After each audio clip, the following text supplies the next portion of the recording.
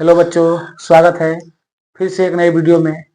हम देखेंगे इस वीडियो में समश्रुति भिन्नार्थक शब्द, यानी इसे एक और नाम से जाना जाता है जिसे शब्द युग्म कहते हैं। ये शब्द युग्म कक्षा 12 के ग्रामर में है और उसके बाद जो कंपटीशन में जहाँ पे हिंदी आती है वहां पर भी इसका रोल है। तो इस वीडियो के माध्यम से हम देखेंगे समश्रुति भिन्नार्थक, यानी सम श्रुति भिन्नार्थक। सम का मतलब बराबर, श्रुति का मतलब सुनने में, और सुनने में तो समान रहेगा लेकिन अर्थ क्या रहेगा, भिन्न भिन्न। सम श्रुति भिन्नार्थक यानी शब्द युग्म। कहने का मतलब क्या है, यहाँ पे लिखा अनल अनिल, तो हम पीछे पर्यायवाची शब्द में बताए थे। देखिए, सम श्रुति भिन्नार्थक शब्दों के लिए हमें पर्यायवाची का ज्ञान होना चाहिए। पर्यायवाची शब्द अगर हमें नहीं आता है, अनेकार्थी शब्द हमें नहीं आता है, तो इसका अर्थ हम 1% में नहीं निकाल पाएंगे।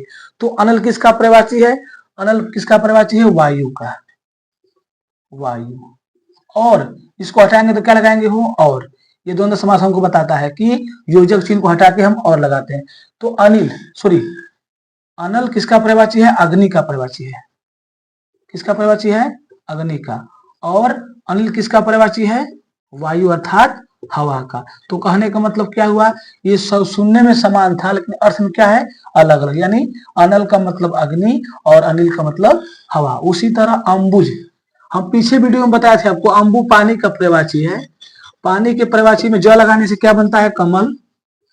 पानी के पर्यायवाची में ज लगाने से कमल और द लगाने से क्या बनेगा, बादल। तो इसका क्या बन गया हो, इसका क्या बन गया, कमल और बादल, कमल और बादल। आगे देखेंगे, जैसे मैंने कहा फिर से जलल, फिर जल के पर्यायवाची में द लगा दिया, तो जल के पर्यायवाची में द लगाने से क्या बनता है, बादल। और फिर क्या हो जाएगा हो, और ज लगाने से क्या बनेगा, कमल। समझ में आया। उसी तरह ये ऑप्शन में दिए रहेंगे, आपको केवल पहचानना होगा। ऐसे क्वेश्चन देखिए, 4 ऑप्शन दिया रहेगा, आपको केवल पहचानना। अभिराम, अभि का मतलब होता है सुंदर, राम जी क्या थे, सुंदर थे। तो ऐसे याद करेंगे, अभिराम का मतलब क्या होगा, अभिराम का मतलब क्या होगा, सुंदर। और अविराम, अविराम का मतलब, विराम का मतलब रुकना, अ का मतलब नहीं रुकना। तो लगातार, कोई काम लगातार है तो उसको अविराम कहेंगे, लगातार। विराम का मतलब लगातार। कुल, कुल देखिए, एक में छोटा ऊ है, एक में बड़ा ऊ है।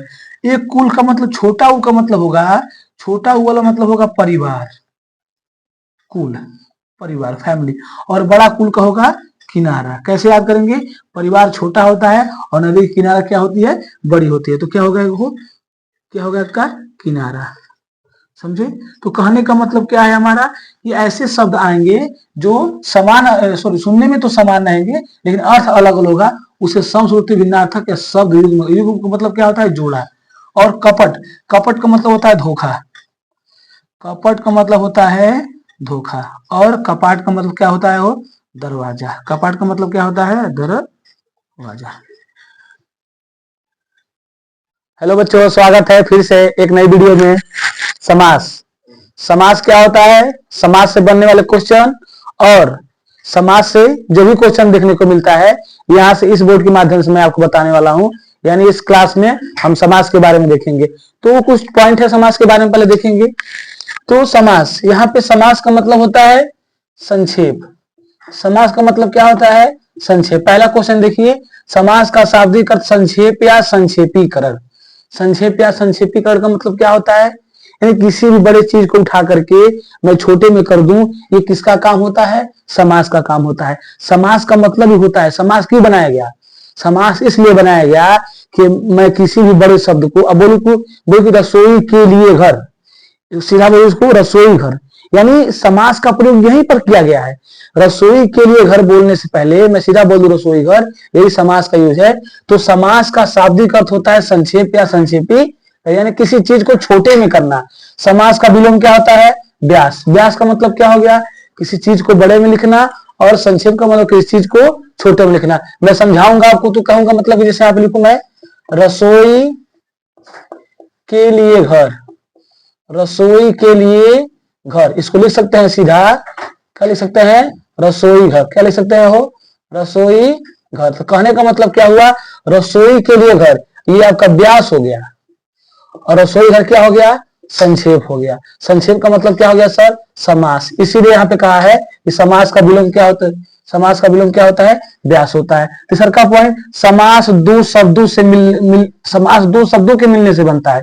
यानी समास क्या शब्दों से मिलने में, यहाँ पे लिखे मैंने, पहला लिखा रसोई, दूसरा शब्द लिखा घर, यानी रसोई पहला शब्द है, घर दूसरा शब्द है, मिलके क्या बन गया? मिलके बन गया रसोई घर। तो कहने का मतलब क्या था कि समास दो शब्दों से, दो पदों से मिलकर बनता है। समास में दो पद होना जरूरी है। कहने का मतलब क्या है? समास में दो पद होते हैं, पूर्व पद और उत्तर पद। और पूर्व पद किसे कहेंगे? पहले वाले को हम पूर्व पद कहते हैं और दूसरे वाले को उत्तर पद कहते हैं। यानी रसोई घर में रसोई पूर्व पद हो जाएगा और घर क्या हो जाएगा? उत्तर पद। ठीक, इसके बाद अगला हेडिंग है समास विग्रह।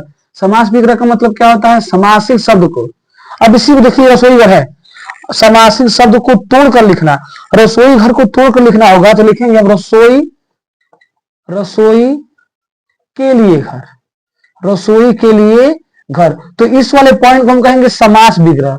क्या कहेंगे? समास विग्रह। समास विग्रह किसे कहा जाता है? समासिक शब्द को जब हम तोड़ कर लिखते हैं, लंबा चौड़ा में करके लिखते हैं, तो इसे समास विग्रह कहा जाता है। हाँ।